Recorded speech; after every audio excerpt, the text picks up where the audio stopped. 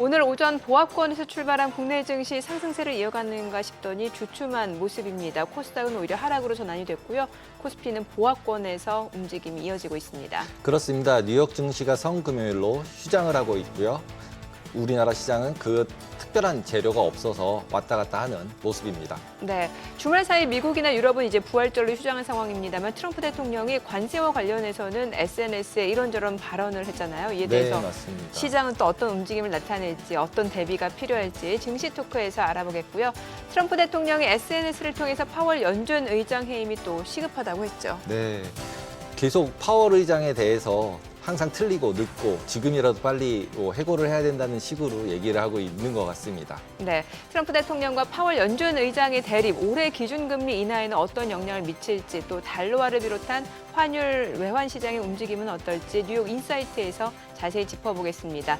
또 머니 주민에서는 또 한 번 사상 최고치를 경신하면서 고공행진을 이어가고 있는 금값과 또 관세 정책에 대한 불확실성이 요동치는 구리, 니켈, 또 국제 유가 흐름까지 자세히 살펴보겠습니다.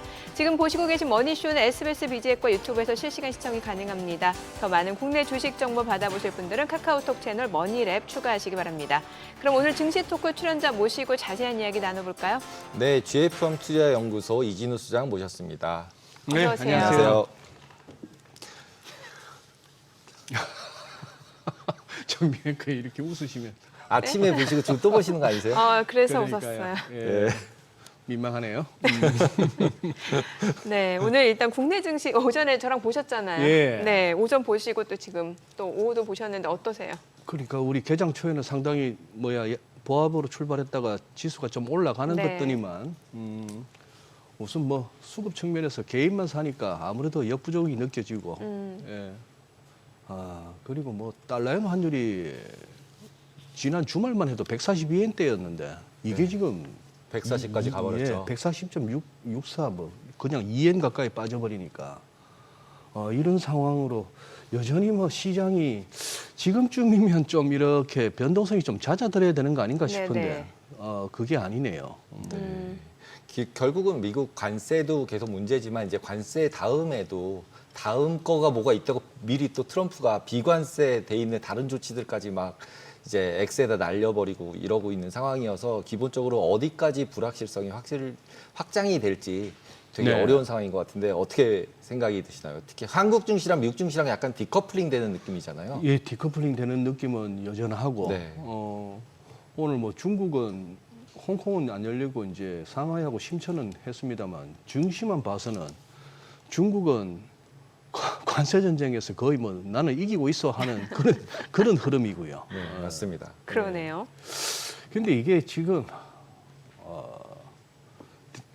대표님 보시기에 이거 트럼프 대통령이 지금 숨겨놓은 카드가 아직 몇 장 더 있다고 보십니까? 트럼프요? 예, 트럼프 입장에서. 그때그때 카드를 계속 바꾸고 있지 않나요?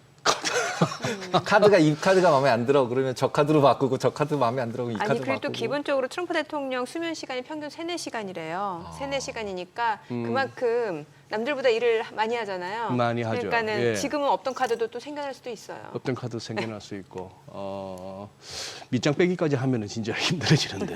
예, 그러니 근데 그렇게 또 반문하시는 이유가 있으실 것 같아요.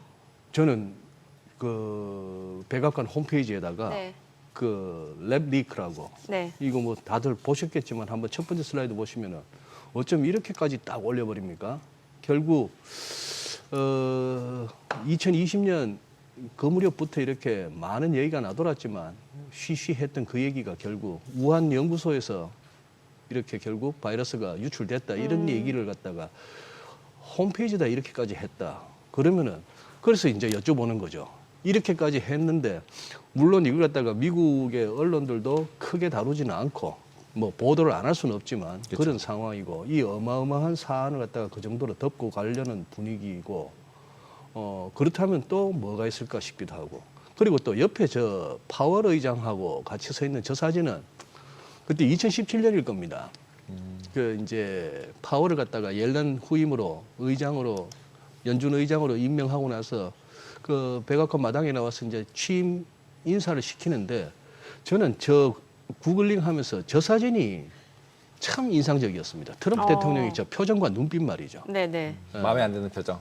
처음부터 처음부터 뭔가 마음에 안 드는 표정과 어떻게 보면 파월이라는 사람에 대한 어떤 의심보다도 못마땅함보다도 연방준비제도라고 하는 기존의 어떤 그 뭐랄까요 시스템 아니면 세상을 지배해왔던 그 구도 트럼프 대통령한테서 우리가 느낄 수 있는 그거지 않습니까? 1기 때 시도했다가 좌절되고 그러고 나서 4년 동안에 그거 하고 나서 지금 이제 다시 하면서 상원과 하원을 갖다가 다수당까지 차지한 상황에서도 그럼에도 불구하고 굉장히 지금 힘겨운 싸움을 하고 있잖아요. 지금 미국에서도 그거 뭡니까? 지지율도 떨어지고. 네, 지지율도 떨어지고 하는데 특히 이제 경제 부문과 관련해서는 지지율이 그야말로 추락하는 정도고 나머지 전반적인 어떤 국경 강화나 불법 입국자들 추방 그리고 뭐 어떤 학교에서의 달라지는 모습들 이런 것들에 대해서는 여전히 이제 지지는 한 것 같은데 즉 미국 사회가 좀 더 안전해졌다 하는 그런 거는 미국 유권자들이 그거 하는 것 같습니다만 물론 민주당 지지자들은 뭘 해도 다 잘 마음에 안 들고. 마음에 안 들 네, 것이고요. 네. 그런 상황인데 여기서 지금 그 다음 슬라이드도 한번 보시면은 이제 한 2시간 전에 계속해서 CNBC하고 마켓워치 이런 데를 한번 들어가 봤습니다. 네. CNBC는 대문 기사가 저거잖아요.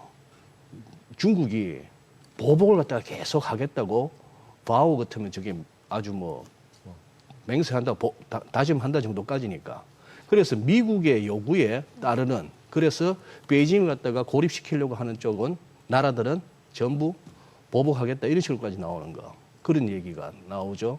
그러면서 마켓워치에서는 지금 부활절 연휴 보내고 나서 지수물 흐름이 계속해서 약하다, 깔아앉고 있다. 이걸 갖다가 메인으로 잡고 있고 오스탄 굴스비 이제 시카고 연방은행 총재가 하는 얘기 결국 금년 여름에는 경제 활동이 굉장히 슬럼프를 보일 것 같다. 그런데 표현이 재밌네요. Artificially high pre-tariff bump. 그 관세 때리기 전에 artificially high 같으면 이게 좋았던 경제라는 것이 뭔가 좀 조작된 뭐 이런 어떤 느낌까지 하면은 그래서 지금 제가 제목을 갖다 이렇게 달았습니다. 작금의 사태는 단순한 1차 방정식이 아닌 것 같아요. 1차 방정식이 아니고 복잡해가지고 시장도 사실은 근데 뭐 언제 1차 방정식이었던 적이 있나요? 항상 어려웠지 뭐. 지나고 보면은 몇 차 방정식인지 보였는데 네. 2020년, 21년 여름까지 그때 이제 저나 제 또래 뭐 시장에서 뭐 잔뼈가 굵었네, 내가 지점장도 했네, 지역 본부장도 했네, 임원까지 했네 하는 친구들이 그때 다 보니까 털렸더라고요. 그때 돈을 못 벌었더라고요, 주식을. 그렇죠. 이제 그런데 지나고 보니까 그때는 1차 방정식이었네요. 뭐 세상이 멈춰섰건 뭐 그거 하건 효과도 없는 백신을 갖다 3번을 맞든 4번을 맞는 그 세월을 보내면서도 그냥 모든 게 돈의 힘으로 그냥 주가도 올라 그냥 집값도 올라 짜장면 값도 올라 뭐 했던 그 시절. 그게 제일 이제 포커스된 게 돈을 찍는 거에 대한 이제 힘을 그렇게까지 쓸 줄은 몰랐던 거죠. 그랬던 이제. 것 같아요. 예, 그때 이제 새롭게 알았죠. 아, 이게 아무리 망가져도 돈을 막 찍으면 되는구나. 네, 막 찍으면 살아나는구나를 이제 2007년에는 특별한 상황이었으니까라고 생각을 했는데 코로나 때 또 돈을 찍는 걸 보고 나니까 이제 지금도 결국은 QE를 하라는 등 돈을 더 찍을 것 같은 혹시 빠지면. 그러니까요. 그러니까 이제 그게 푸시라고 저희가 계속 얘기를 하는데 예. 이번에도 찍을 수 있을까요, 근데? 찍을 수 돈을 있을까? 찍을 수 있을까? 이게 이제 물음표가 계속 던져지는. 어떻게 보면은 2018년 그 무렵에 트럼프 대통령하고 그 당시 파월 의장하고의 연준하고의 부딪힘도 그거였지 않습니까? 네. 트럼프 대통령은 빨리 금리 내려라 하는 쪽이었고 연준에서는 뭐 중립금리 아직 한참 멀었어요. 이런 레토릭까지 구사하면서 긴축으로 계속 갈 듯이 했던 거는 제가 봐서는 2008년 이후부터 쭉 해왔던 그 돈으로 해결해왔던 그 부분이 뭐 부채의 문제가 됐건 인플레이션의 문제가 됐건 뭔가 이렇게 경제에 부담을 줄 수 있는 상황에서 이걸 조금씩 해결해 나가야겠다. 결제 해지 차원에서 돈 풀었던 그런 중앙은행들이 그런 생각을 할 무렵에 코로나가 터지는 바람에 그렇죠. 다들 너무 편해진 거죠. 네. 그냥 빚의 문제를 더 큰 빚으로 그냥 덮고 가자. 네. 해서 우리 보다시피 무슨 뭐 ECB나 BOJ나 페드나 할 것 없이 그 자산 그래프가 이렇게 오다가 거기서 조금 멈추나 하던 게 더 네, 맞습니다. 수직 상승을 해버리는 그 상황까지 왔다가 그러면 지금 여기서 그걸 또 이제 해결을 해야 되고 뭐 국가 부채고 뭐고 이제 하는 상황에서 이걸 이걸 해결을 해야 되는데 하는 시점에 그리고 시장은 주가는 어지간한 것들에서 다 좀 다소 버블기가 있다가 이걸 어떻게 해야 되나 싶은 와중에 그냥 관세라는 걸로 두드려 맞으니까 급하게 이제 조정이 온 거고 여기서 우리가 또 그러면 이제 다음이죠. 늘 벌써 2번 경험했듯이 2008년에 경험했고 2020년에 경험했듯이 그러면 여기서 조금만 더 시장에서 조금만 이렇게 비명 소리가 좀 더 나오면은 또 풀어줄까 돈? 이 부분을 서로 모르는 거 아닙니까? 그렇죠. 그게 네. 이제 제일 이제 핵심인 네. 거죠. 근데 이제 네. 트럼프는 안 풀겠다는 거잖아요. 아까 보여주신 그림처럼 이제 아티피셜. 지금 다 이제 돈 찍어서 아티피셜로 만들었으니까 자기는 그렇게 안 하겠다. 뭐 이런 느낌 아닌가요? 글쎄요. 지금 이제 그런데 이제 계속해서 파월을 갖다가 압박하는 그러니까요. 이유는 네. 뭔지 모르겠어요. 네. 금리를 지금이라도 내려라. 그거는 대놓고 썼지 않습니까? SNS에다가. 네. 그렇게 하는데 그걸 갖다가 지금 잘 안 해줄 거고. 그래서 지금도 어떻게 보면은 그걸 서로 몰라서 이제 고민인데 이것도 이러다가 조금 더 괴로운 시절 보내고 나서 결국 또 돈으로 또 유동성으로 해서 늘 해왔듯이 그거밖에 할 줄 아는 게 없으니까 그렇게 또 문제를 해결하겠다고 한다면은 이거는 뭐 견디면 되는 거고 그런 그게 없다. 그 대신 미중 간에 이것이 짜고 치는 고스톱 내지는 무슨 뭐 프로레슬링이 아니고 진짜 UFC 같은 격투기라면은 이거는 잘못하면 이거는 그렇죠. 지하실이 또 있죠. 갈 수가 있는 거죠. 네, 지하 3층도 있고 막. 네, 그런 상황이라서 지금 이제 그 부분을 가지고 시장은 이제 고민하는 것 같습니다.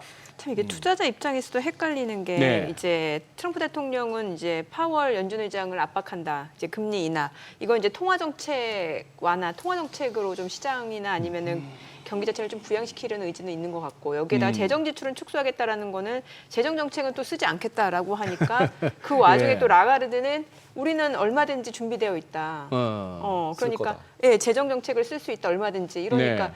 참 이게 투자자 입장에서 이제 뭐 어느 쪽을 투자해야 되는지 이게 참 헷갈린단 말이죠. 그러니까요. 네. 지금 정명 앵커님 말씀하신 대로라면은 그렇다면은 유럽 쪽으로 가고 싶죠. 그러니까 유럽 그러니까 예, 왜냐하면 재정 정책을 딱 쓰는 국가는 어찌 됐건 자산 가격이 올라갈 수밖에 없잖아요. 뭐 금리도 낮춰주겠다 예. 그러고 네. 이런 상황이니까 그리고 트럼프 대통령도 여기서 더 이상 어떤 뭐랄까요 어떤 상식적인 비난을 갖다가 유발할 만한 어떤 발언이나 정책은 조금 이제 자제했으면 싶은 것이 지금 뭐 미국 전역에 모든 미국인의 생각은 아니겠습니다만 저기도 지금 늘 나오는 얘기가 지금 취임한 지 지금 이제 3개월 딱 됐군요. 1월 20일 날 취임했으니까 딱 석 달 지났는데 벌써 또 임피치먼트, 또 탄핵 얘기가 나오니까 여기서 들고 나와가지고 지금 그러니 좀 책 잡힐 거는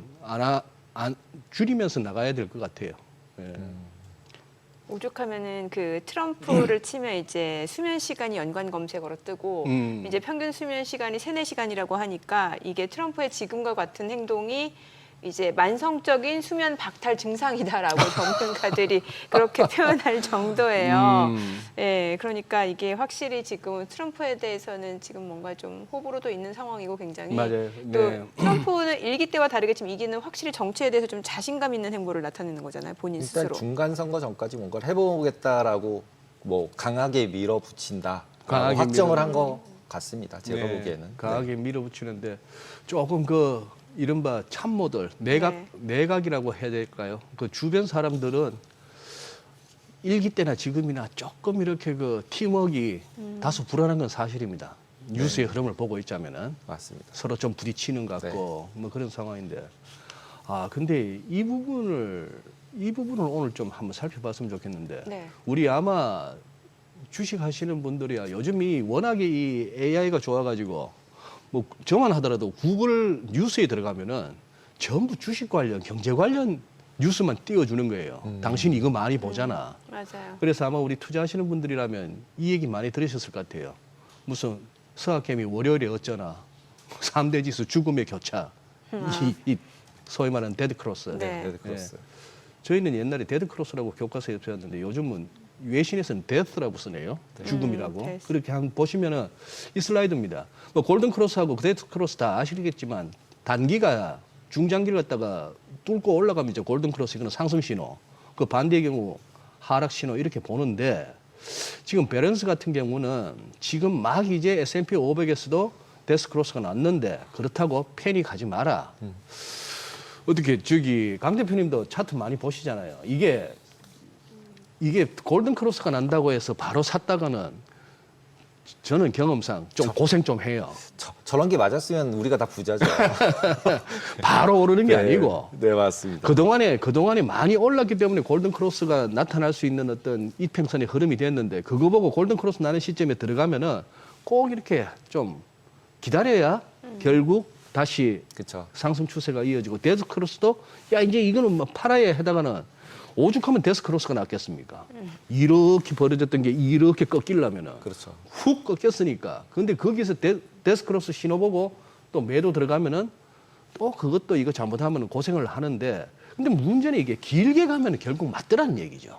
아, 길게 가면. 길게 가면은 지나가서 보면. 지나가서 그죠. 보면 이 신호가 맞아서 여기서 이제 우리 투자하시는 분들이 이 데스크로스라는 저 기사에 그냥 공포를 느끼시기보다는 여기서 막 바로 팔고 이런 것보다는 조금 이렇게 어떤 반등이 조금 나오면은 그 부분에서 좀 손실을 줄이거나 아니면은 매도 시점을 다시 한번 조금 조율하는 기회로 삼았으면 싶은데 요것도 한번 보여드리고 싶네요. 우선 이제 딱 3개월 취임하고 나서 3개월 지나고 나서 엄청난 시간을 보냈습니다만 지금 S&P 500에다가 월가 친구들이 좋아하는 50일, 100일, 200일 선을 갖다가 저렇게 꺼놨습니다. 꺼놓고 지금 약간 파란색 푸르스름하게 음영 처리한 저 부분이 뭐냐면은 11월 6일 트럼프 당선된 거 확인하고 나서부터 1월 20일 취임하기 전까지의 주가 흐름입니다. 그 다음에 약간 노란색 음영 처리한 거는 저거죠. 취임하고 나서 4월 2일 날 그 이제 관세 발표하기 전까지의 흐름이에요. 그 다음에 이제 약간 불그스름하게 음영 처리한 거는 4월 2일 날 발표난 이후부터 시장 흐름인데 저기서는 악소리 한번 났죠. 악소리 한번 났는데 여기서 지금 데드크로스가 난 겁니다. 50일 이동 평균선이 그 밑에 있는 100일선도 뚫고 오다가 지금 이제 200일선도 막 물고 내려오는 이 상황이 돼버렸잖아요. 그 상황이고 그 다음에 주식이 이렇다면은 10년물 국채는요. 10년물 국채는 취임하고 나서 그 다음에 쭉 올라갑니다. 올라가는데 국채 수익률이 올라가는데 저 때도 아마 그거 했을 것 같아요. 트럼프 또 취임하고 나서도 결국은 재정 풀지 않을까? 아마 1기 때의 트럼프의 성향을 보고 그렇게 생각했던 것 같은데 그 이후에 이제 베센트가 나랑 대통령이 관심 있는 거는 뭐 연준 보고 금리 인하하라는 게 아니고 10년물 국채 수익률이 안정되는 거. 뭐 이런 얘기하면서 쭉 내려왔는데 관세 때리고 나서부터 저렇게 돼버려요. 관세 때리고 나서 그냥 확 치솟아 가지고 지금 기술적으로 의미 있는 저 우하향 점선 뚫고 올라가 버렸죠. 근데 우하향 실선까지 열어버리면은 이제 미국채 시장에 진짜 발작이 오는 건데 요 부분이 이제 뭐 하고 그다음 또 한 번 달러 보시면은 같은 논리입니다. 달러 강했죠. 국채 수익률도 강했죠. 당선되고 나서는 주식도 은근히 강했습니다. 트럼프 트레이드였죠. 그다음 취임한 이후로 흘러 내리다가 그래서 뭐 달러 약세 뭐 됐는데 그 다음에 관세 때리고 나서는 아작이 나버렸습니다. 달러가. 근데 요거 하고 바로 좀 전에 보시면은 국채 수익률하고 달러하고 흐름은 같죠. 흐름은 같다가 지금 문제는 여기 끝부분에 약간 고동색으로 이렇게 음영 처리한 저 부분에서 엄청난 다이버전스가 난 거죠. 이 얘기는 달러 집어 던지고 있는데 달러를 집어 던질 뿐만 아니라 여기 보시면은 미국 국채도 집어 던지니까 거기다 주식도 빠졌으니까 여기서 이제 어떻게 보면은 갑자기 이렇게 관세 관련해서 뭐 90일 유예도 나오고 뭐도 나오고 하는데 다만 중국에 대해서만큼은 계속해서 여지를 주지 않고 이제 밀어붙이는데 거기서 더 문제는 중국이 조금 더 수그러드는 모습을 안 보이니까 여기서 이제 시장이 이제 머리가 아파지는 것 같습니다. 지금 차트 보여주신 걸 보면 네. 특히 국채 차트는 딱 보면 네.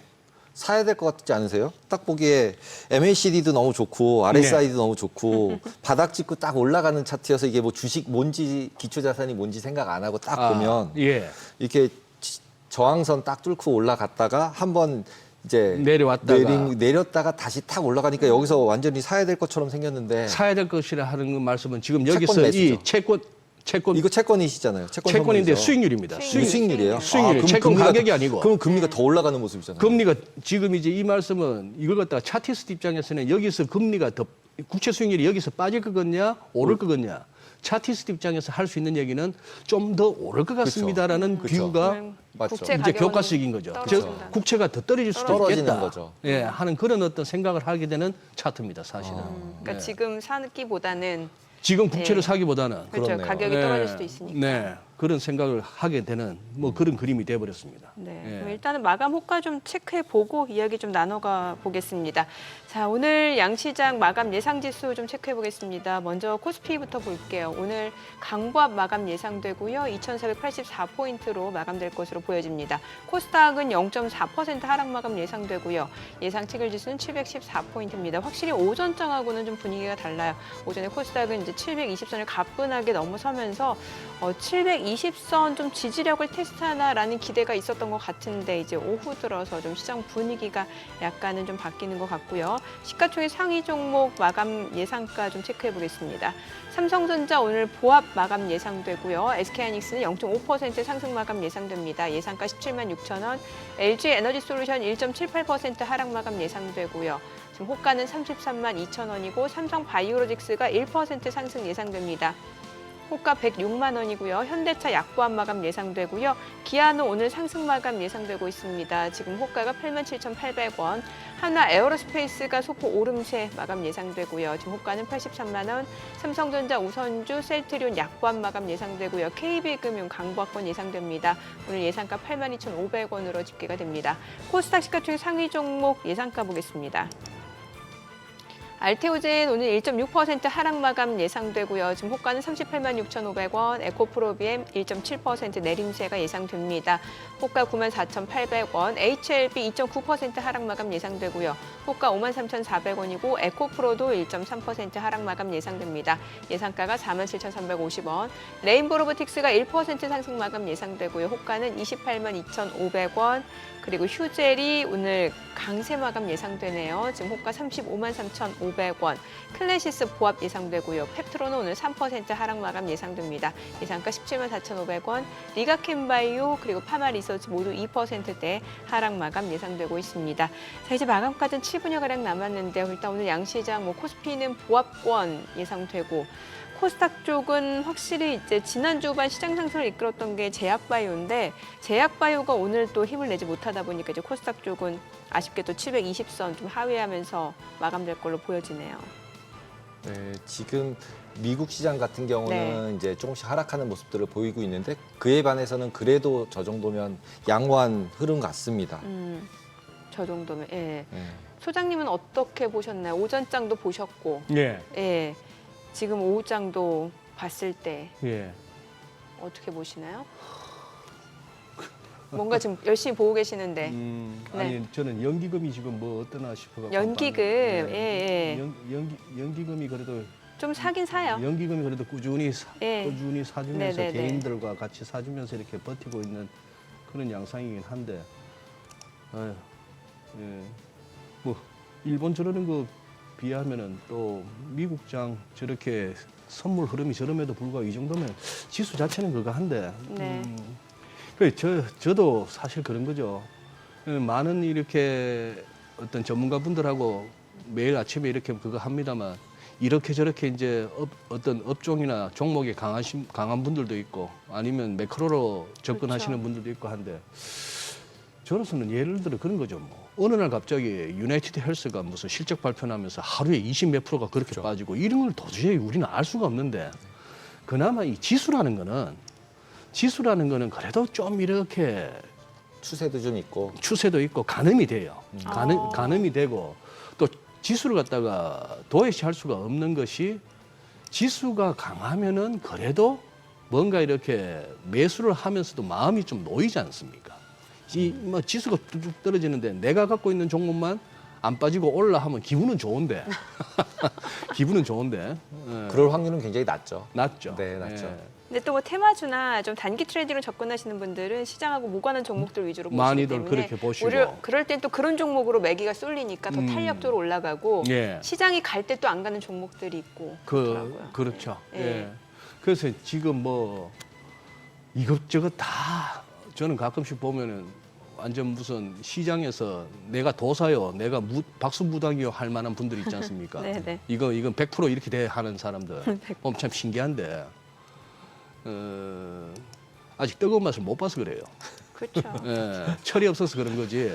시장에서 대놓고 뭐라 얘기하는 건 진짜 거의 태반은 사기꾼이라 보시면 되는데 제가 제시할 수 있는 것과 이렇게 시청자분들한테 드릴 수 있는 거는 그나마 이렇게 말되게 책처럼 움직이는 지수의 흐름에서 조금이나마 그걸 얻자는 거죠. 그래서 아까 그 연장선상으로 보시면은 S&P가 그러면 이번에 그러면 최근에 이걸로 바닥을 받느냐 안 받느냐 이 판단이 이제 어려운 거 아닙니까? 네, 그렇죠. 맞습니다. 어려운데 차티스트 눈에는 딱 멈출 만한 곳에서 멈춘 거예요. 아 지금 하락 흐름이 이번에 최근에 봤던 그 저점이 예. 딱 멈출 만한 곳에서 멈췄는데 네, 맞습니다. 여기가 진짜 바닥인지 아닌지를 갖고 이제 이제 어차피 확률 게임이니까 지금 여기서 보시면은 지금 이 보세요. S&P 500이 월간인데 훅 밀리고 나서 지금 여기 멈춘 데가 보시면은 코로나 때 고점입니다.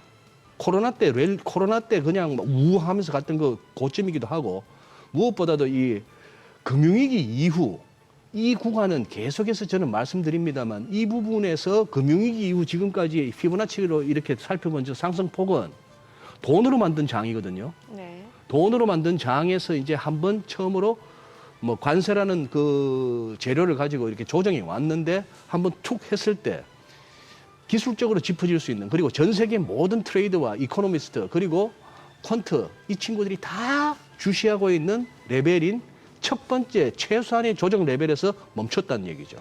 이거는 또 보시면은 코로나 때 저점하고 그다음 2022년 저점하고 연결했던 그 이후에 다소 기아 변속하고 이렇게 좀 가파르게 올라오는 이 추세선에 딱 걸리기도 했으니까 여기서 더 무너진다는 얘기는 시장에 뭔가 시스템적인 뭐가 생긴 거거나 뭐가 부러졌다는 얘기인데 그 정도는 아니니까 지금이라도 예를 들어서 트럼프 대통령이 관세 우리 살살 하자라고 한다면 시장은 얼마든지 탄력적으로 돌아갔을 힘은 있는 거 아닙니까?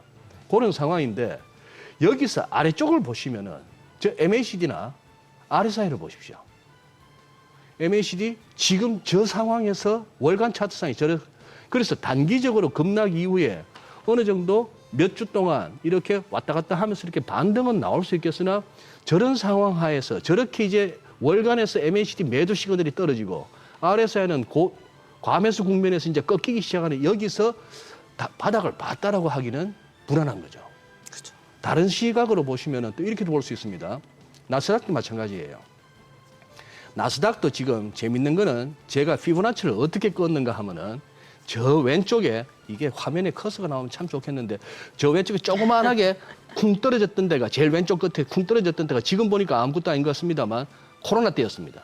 네. 코로나 때 쿵 떨어지고 나서 쭉 올라갔다가 또 한번 쑥 내려왔고 저것도 연준이 만든 장이었고 그다음 연준이 또 피벗을 하죠. 우리 이제 금리 인상 더 없애서 쭉 왔는데 그래서 지금 이 피보나치는 뭐냐 하면 코로나 터질 때의 고점에서 코로나 때의 저점까지에 대해서 피보나치를 펼치면은 거기에 대해서 그 낙폭에 대해서 1.618, 2.618, 4.236 이런 레벨이 끄집니다. 어지간한 저기 HTS에 다 될 거예요. 지금 한번 마우스를 움직여 보세요.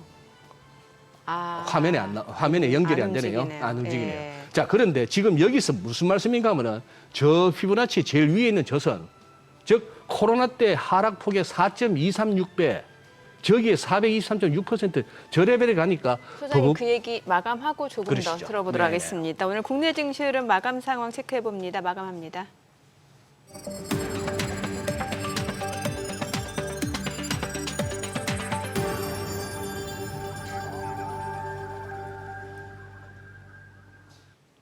네, 4월 21일 월요일 국내 증시 마감했습니다. 이번 주 굉장히 중요한 이벤트들이 있습니다. 일단 우리나라와 미국 간의 관세 협상 있고요. 또 주요 기업들 실적 발표도 예정되어 있습니다. 테슬라, 인텔 실적 발표 예정되어 있는 가운데 미국의 주요 빅테크들 관련주에 대해서는 뭐 지금 앞서 저희가 간단하게 이야기를 나눠봤다시피 데드크로스가 발생했다. 그렇기 때문에 시장 약세가 본격적으로 시작됐다. 이런 좀 두려운 그런 내용의 기사들도 많이 나오고 있는 상황이고 이 가운데 오히려 저점 매수로 대응해야 된다라는 분석들도 많은 것 같습니다. 자, 일단 오늘 국내 증시는 좀 방향성을 탐색하는 과정들이 좀 이어졌던 것 같은데 양시장 마감 지수 보겠습니다. 코스피는 강보합에서 마감이 됐네요. 2,488, 코스닥 소폭 내림세로 마감이 됐습니다. 715포인트. 양시장 혼조로 마감이 됐고요. 시가총액 상위 종목 마감가 보겠습니다. 삼성전자 오늘 0.18% 소폭 상승 마감했고요. 종가는 55,400원, SK하이닉스 0.9% 올랐습니다.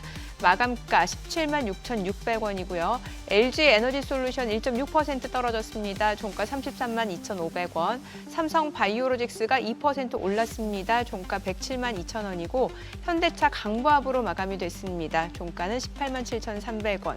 그리고 기아가 올랐습니다. 0.8% 상승 마감했고요. 종가는 88,000원. 한화 에어로스페이스가 소폭 오름세로 마감이 됐어요. 마감가 83만 원이고 삼성전자 우선주는 소폭 하락했습니다. 그리고 셀트리온은 보합에서 마감이 됐고요. KB금융은 0.4% 상승했습니다. 종가는 82,800원. 코스닥 시가총액 상위 종목 마감가 보도록 하겠습니다.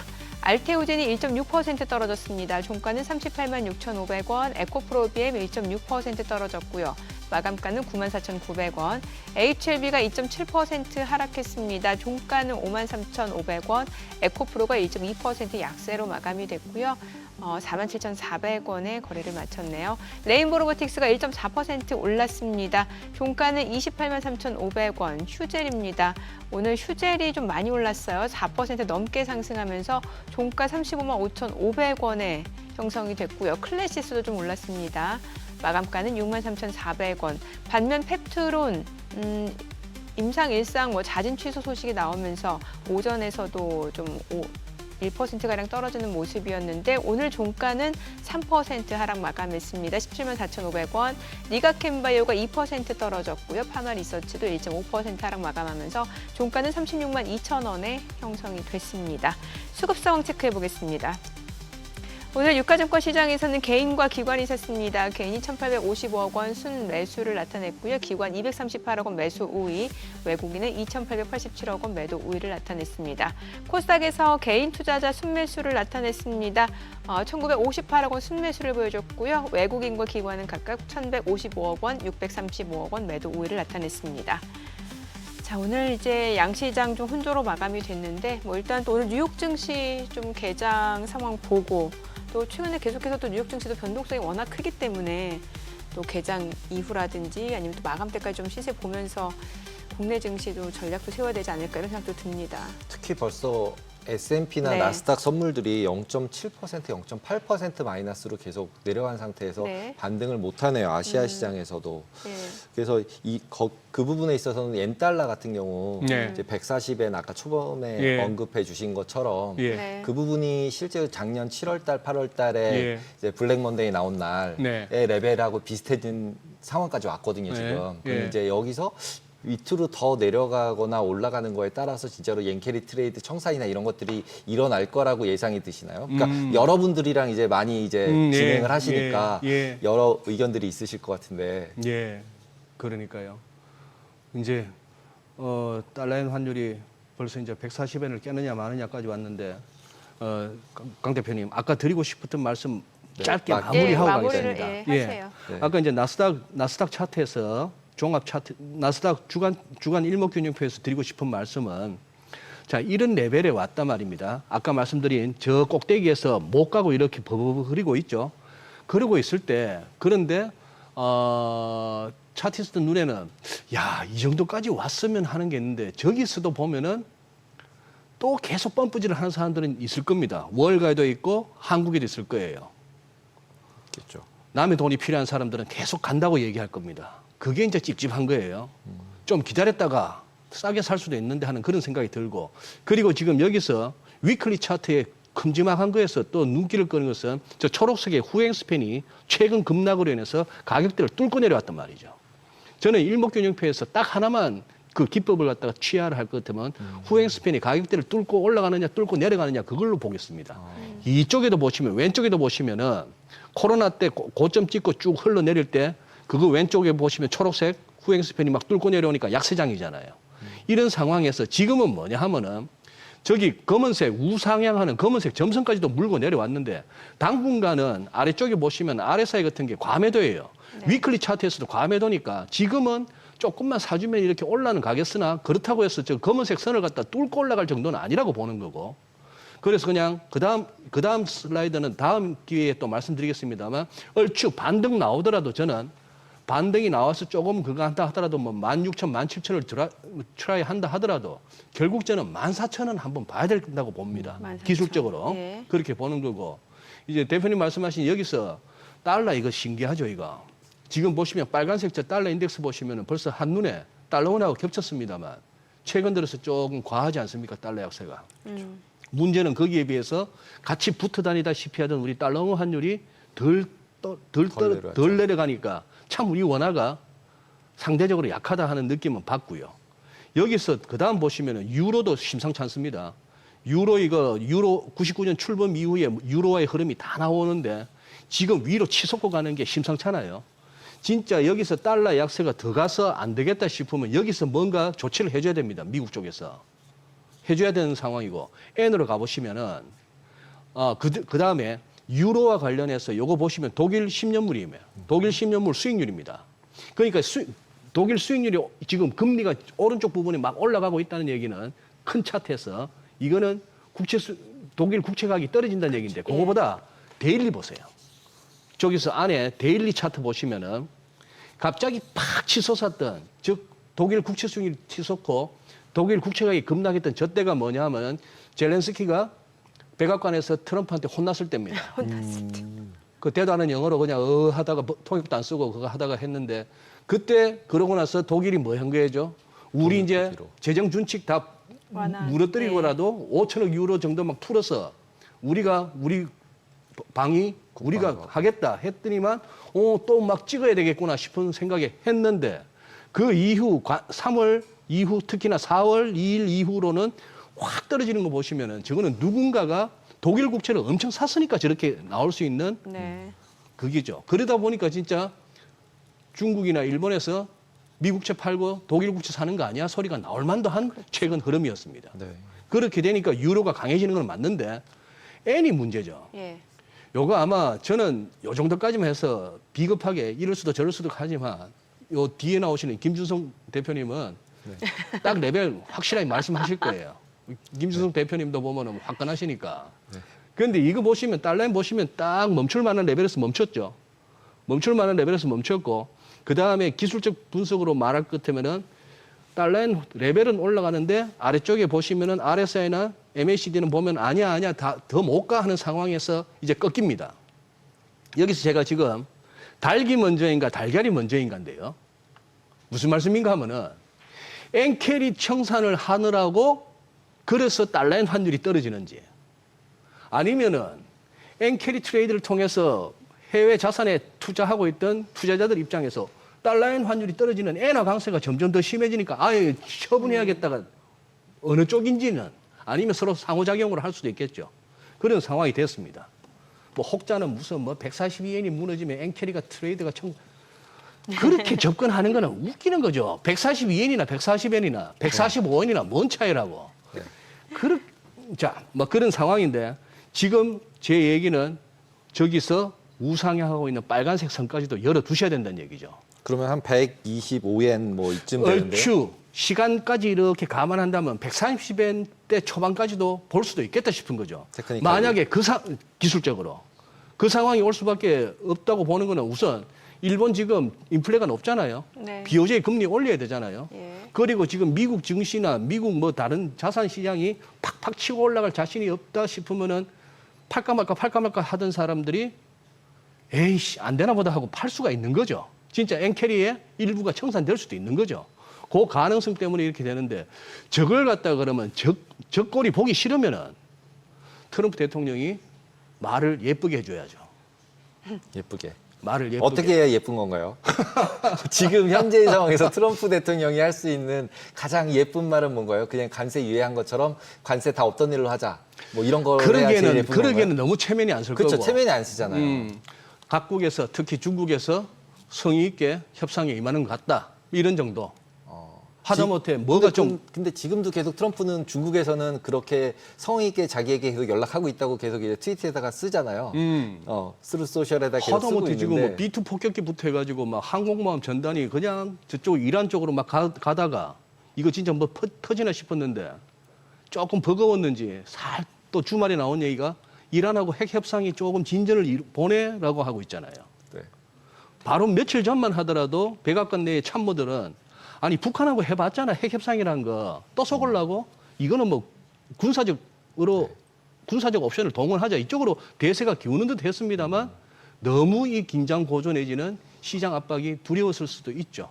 그런 어떤 톤이 보입니다. 그러니 지금 기술적으로만 봐서는 여기서 엔의 추가 강세, 달러의 추가 약세 이런 것들이 결국 증시에도 부담으로 작용할 것 같다 하는 뷰가 나오는 거고 그러지 않기 위해서 조금 정책적으로 톤의 완화가 돼줬으면 좋겠다 이 정도죠. 그래서 개인적으로 지금 어떤 방향을 예측은 방향을 예. 예측을 그거는 뭐 저기 새벽에 일어나는 트럼프 대통령의 심기가 좋기를 바랄 뿐입니다. 신기가. 예. 거기에 따라서 예. 예. 그리고 지금 여기서 그런데 한 가지 분명한 거는 이따가 가서 또 가면서 또 김준수 대표님 뭐라 하시는지 저도 한번 듣고 싶네요. 왜냐하면 환율이 네. 지금 보시면 우리 쏟아져야 됩니다. 지금 네.